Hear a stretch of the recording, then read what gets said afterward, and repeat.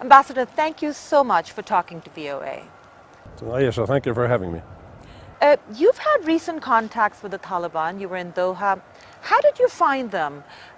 Not just their attitude towards the negotiations in general, but also toward the Afghan team that they're negotiating with. On the atmospherics, which is the easiest part to answer, the atmospherics between the team and the Afghan Republic team and the Taliban are good. They respect each other. They at times have meals with each other. And the personal interaction is good, also with the women of the team. I met the women of the team and they also confirmed this to me. By the way, they are exceptional ladies, one of which is a near Nobel laureate, but all four of them are exceptional ladies. So the atmospherics are very good. As concerns the talks themselves, I think both sides are in the talks in good faith. But the Taliban are a bit rigid, which is the cause of the stalemate, the current stalemate in the talks on the code of conduct as we read in open source. I'm speaking a bit military, but it's an open source on the newspapers and so on. The talks themselves are inching forward, but I must say the Taliban attitude is generally not helpful. You said both the teams respect each other. I've heard that the Taliban think of themselves as the victors in this negotiation. Did you get that sense? Well, the Taliban do believe that they are in a strong position. I don't know if actually they believe that they are the victors, but I think the important thing to say is that I think that they are negotiating in good faith. What is happening off the table is very concerning. I'm referring to the increase of violence. The violence levels we're seeing what's happening in Helmand is totally unacceptable. That is majorly Taliban driven, and it has to go down because it is inconsistent with a smooth peace negotiation, and we believe with the US-Taliban agreement itself. You just mentioned Helmand, the level of violence. Lashkar is a city. They're not supposed to attack the cities. Do they just get away with violating the agreement, or is there any consequence for them? I think there will be consequences, but this is a delicate matter, and before you call a violation, there's evidence is being ascertained, and it's not looking good. But before you pass judgment, you have to have evidence, and that is what RS and the US are gathering in this moment. And then what about the security situation in general in the country? Does it look like it's deteriorating? Because it's not just Helmand and Lashkar. The Taliban are trying to put pressure on cities, but also capital Kabul. We've seen Taliban letters, we've heard of random patrols, even though it's the outskirts, but this is the capital. Yes, well, I'd say that the level of criminality is creeping, going higher, and that's not a good sign. But again, I referred already to the level of violence. The level of violence is totally unacceptable. It has to go down. Afghans are being killed by the day, by IEDs, by attacks, and violence calls for violence, and so it is a tragic situation. This has to go down. There is a level of violence that has not been seen in the last 10 years. That has to go down. And if the level of violence doesn't go down, what happens? I wouldn't speculate on that. Okay, let's move to another topic. You've seen President Trump's tweet, we've all seen it. If the US forces withdraw before their 14-month timeline that they agreed to in February, how would NATO respond? Well, I would refer back to the Secretary General's comments on this issue. Secretary General reminded all of us that there are alliance decisions for which we have come in together. We will adjust together, and we are adjusting together in support of the peace process, and we will go out together. And on the operational front, nothing much is happening. You just said you'll go out together. President Trump is the chief executive. Let's say the international forces withdraw.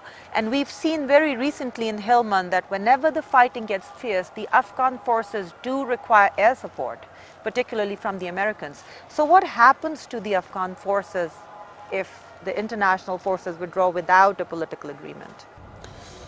The Afghan forces are doing an excellent job. They are highly professional. They are showing that, and they've shown in past operations that they hold their ground and they reconquer the ground. The Taliban have never held any town that they have taken or any center that they have taken. That is not a coincidence. It is because the NDSF, which RS has trained, advised, and assisted, and we are also funding, have grown to a professional level for which we are confident that they are able to hold their own. And then, in exceptional circumstances, they are assisted, but the Afghans have a couple of particularly well-trained and professional forces. One of these are the commandos, and the other is exactly the Air Force. So many of the airstrikes are carried out by the Afghans themselves. This time, I have seen many Afghans more scared than I've seen them in the past many years. And they think that the history of the 90s will be repeated. Do you think their fears are valid? No, I don't, because first in the 90s there wasn't an ANDSF, now there is. There is a strong, professional, motivated and capable fighting force which is able to stand its ground. Second, the Afghan society is not the same. So I believe that the Afghan society will not take an attempt to a return to the past lying down. So I believe that uncertainty scares everybody, especially in a situation like this after 20 years of war. But I'm fairly confident that it will not be repeated. You're right that there's an NDSF. You're also right that the Afghan society has changed, but the Afghan economy is not doing very well. They collected half the taxes that they were supposed to collect. They require something of, $10 billion in foreign assistance just to make their budget. How long in this COVID-driven world economy, when every country is struggling with money, how long will they be able to pump those billions into Afghanistan? Well, we hope, first of all, it is true that the Afghan economy is not doing as well as it could, even taking account of the situation, which is what it is. It's 20 years war, which doesn't help any economy. The government knows it has to do more. The president has said that in various occasions. The first occasion in which to show that things are evidently changing is the upcoming Geneva conference, donor conference. More has to be done. As concerns, NDSF, we are continuing we will continue to fund it and to assist it up till at least 2024. And I would take the occasion to say that, as you said, Afghanistan needs external help for hopefully a decreasing number of years. This is a message also to the Taliban. The donors will look at what comes out of Geneva, of the IAN, starting from Geneva, although by November I don't think much will happen. But the donors will look at what government will come up, and if they like what they see, they will continue to donate. So if the Taliban believe that they can bring this country back to where they think they would like to bring it back, I think they have to think again. So sitting where you're sitting, knowing all that you know, all the information that you have, what does Afghanistan look like in 10 years? Inshallah, to a stable, peaceful, prosperous, and advanced Islamic country, integrating all the ethnicities, integrating the current Taliban fighters, having gotten rid of the other extremist forces, at peace with itself and with the region, to which can be a great contributor. Afghanistan is a link with everything around here. So it is in the interest of countries in the region to have a stable Afghanistan. And I hope that, I think that, we have to give Afghans the possibility to show what they're made of. And I remember this country. I was here as a child. It was a pearl, and that is what I hope it will become. Well, Ambassador, on that note, thank you once again for taking out the time for us. My pleasure. Thank you very much for having me.